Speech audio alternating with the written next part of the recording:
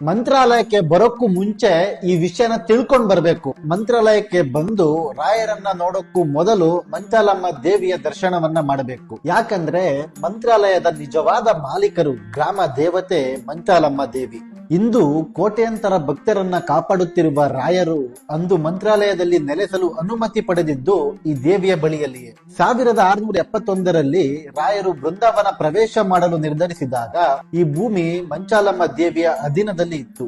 ಆಗ ರಾಯರು ಅಮ್ಮನಿಗೆ ಒಂದು ಮಾತು ಕೊಟ್ಟಿರ್ತಾರೆ, ನನ್ನ ದರ್ಶನಕ್ಕೆ ಬರುವ ಪ್ರತಿಯೊಬ್ಬ ಭಕ್ತನು ಮೊದಲು ನಿನ್ನ ದರ್ಶನ ಮಾಡಬೇಕು, ನಿನ್ನ ಆಶೀರ್ವಾದ ಪಡೆದು ನಂತರವೇ ನನ್ನ ಬಳಿ ಬರಬೇಕು ಎಂದು. ಒಂದು ವೇಳೆ ಅಮ್ಮನನ್ನ ನಿರ್ಲಕ್ಷ್ಯ ಮಾಡಿದರೆ ಏನಾಗುತ್ತದೆ ಅನ್ನೋದಕ್ಕೆ 2009ರ ಪ್ರಳಯವೇ ಸಾಕ್ಷಿ.